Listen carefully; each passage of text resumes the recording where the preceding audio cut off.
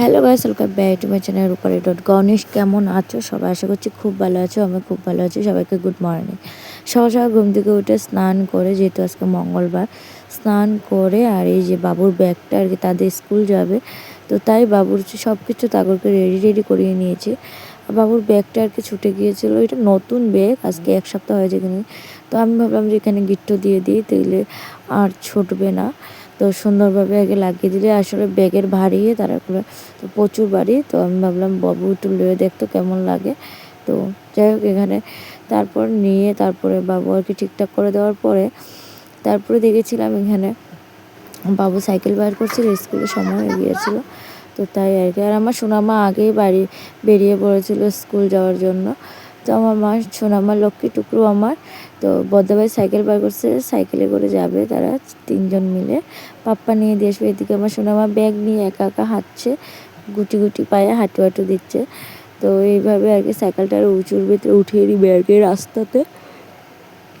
তো সকালবেলায় তো বুঝতে পারছো শরীরটা একদম আরাম নেই, আর আমার শরীরটাও ভালো নেই। স্নান টান করছি তো এই কারণে আর কি শরীরটা ভালো নেই। রবিবার থেকে স্নান করলে আমার শরীরটা খুব খারাপ। তারপর তাদের যাওয়ার পরে আমি একটু চা খেয়ে নিলাম। এর আগে একটু খেয়েছি, হলো ঠান্ডা হয়ে গিয়েছিলো, আবার গরম করে চা একটু খেয়ে।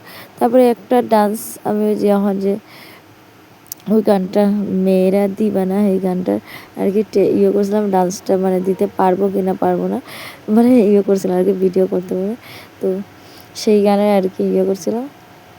তো কেমন লাগছে আমার গানে, হাসিও উঠছে গেছে। একলা একলা ঘরে এরকমই করি। আর ওদিকের অবস্থা দেখছে, বিছনা বাটি থুয়ে তারপরে নাটকগুলো করছিল।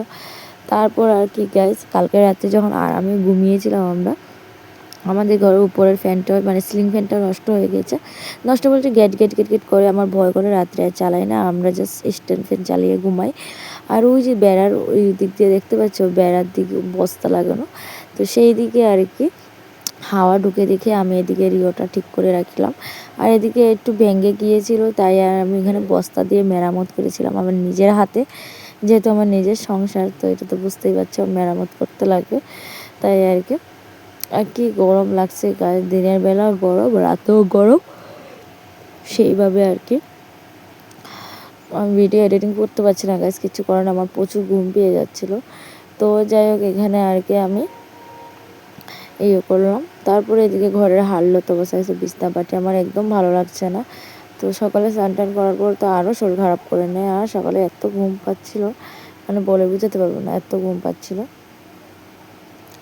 তো এইভাবে আমি বিছনা টিছনা গোছাবো আর কি করবো, কী করবো বুঝতে পারছিলাম না। আর রাতে কিন্তু মজাই একটু ঘুমাইছে আর কি, বুঝতে পারছো, মানে বাইরের থেকে হাওয়া ঢুকেছে তো এরকম।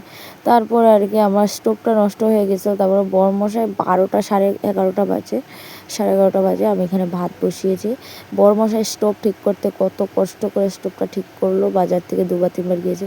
তারপর বাইরের ওয়েদার দেখে আমি এখন যেহেতু বেরিয়ে যাব, কীভাবে যাবো এটাই ভাবছিলাম। তারপর ফাইনালি আমি কিন্তু চলে আসলাম। এসে কিন্তু অনেক পরে আমি ভিডিও শুরু করলাম। এই যে মা কিন্তু এখানে বসে আছে, আর আমরা রেডি হয়ে পড়েছিলাম 4টা বাজে, তখন আর কি দিয়াকে ঘুম পাঠিয়েছিলাম। তারপরে এই যে বাইরের ওয়েদার দেখে আমি মানে বেরিয়ে পড়ছিলাম। তারপর আর কি আমি আর কি এখন এই যে 4টা 10 বাজে, 5টা 10 বাজে আমরা মানে বেরিয়ে পড়ছিলাম যে তাড়াতাড়ি করে এসে পড়বো। তো তাই আর কি রেডি হয়ে পড়লাম। আর পর আমার সোনামা উঠে গিয়েছে, রেডি করে নিলাম, করে তারপর আমরা বেরিয়ে পড়ছিলাম, যেহেতু বাড়ি চলে আসলাম। বাবুর মাস্টার আছে, আর সবাই মিলে আড্ডা দিচ্ছিলো, বৌদিখানে উঠান ঝাড় দিচ্ছিলো।